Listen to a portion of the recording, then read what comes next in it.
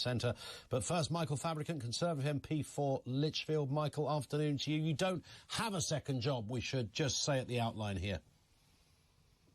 That's right, Ian. By the way, I very rarely disagree with you, but when you said we're not going to hear from Prince Harry anymore, I thought that was wishful thinking. Well, I did wonder when I said it. There was a little bit of tongue firmly planted in the left cheek as I did so. I saw that. So you might, well, I think you're probably correct on that.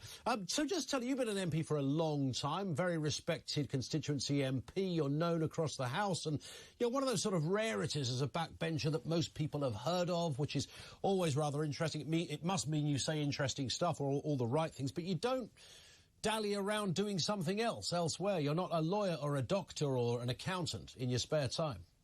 No, I'm not dally around talking to people like you, Ian, which I'm not quite sure is a good way of... It's not a bad way to earn a living, of course.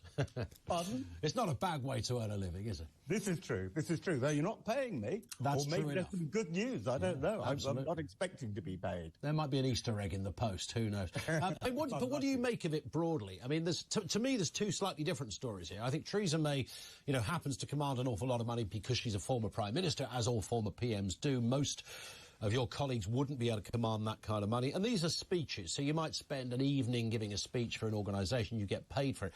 That's slightly different from holding down another full-time job, right?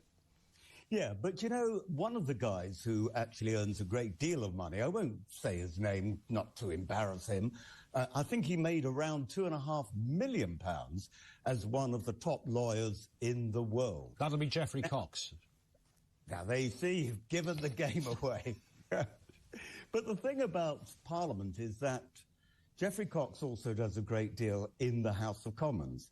And I guess, given that he, is a very, very powerful constitutional lawyer, in fact, I've seen him actually give evidence and present a case in the Supreme Court, you could argue that if you said to people, well, if you're not allowed to do that job and you've been trained to be a lawyer, if you become a Member of Parliament, they're simply not going to want to be Members of Parliament, and then will lose their sort of expertise.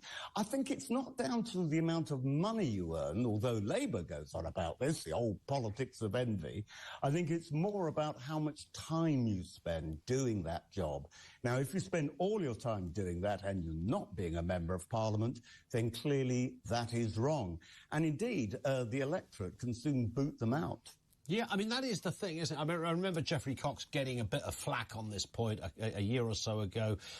Michael, as you will remember too, when he was voting while he was abroad or something, working on a case somewhere else. And for many people, that's just not a very good look, that if you're a parliamentarian, it's a job that, yes, I mean, those of you that do it right do work incredibly long hours, and I'd imagine it can be rather tiresome. But when you get a good MP, they're worth their weight in gold. But you don't always get a good review, you guys, right? I mean, you are seen very differently from some members, from a point of view of some members of the public.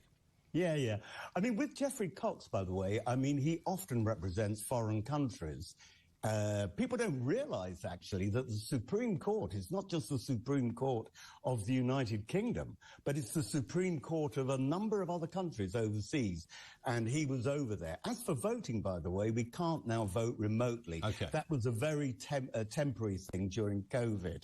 I was voting from Lichfield. He was voting from sunny St. Lucia. I was going to say it was in the Bahamas, I think. Yes, clearly only doing work, yes. I envy him. He was escaping COVID.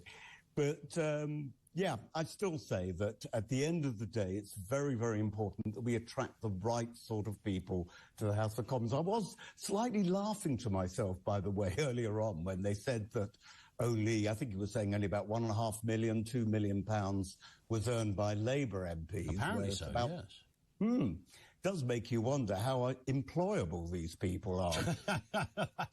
That's the best spin on this I've heard so far, I have to say. Oh, thank you. Michael, thank you as ever. Michael Fabricant is the MP, Conservative MP for Lichfield.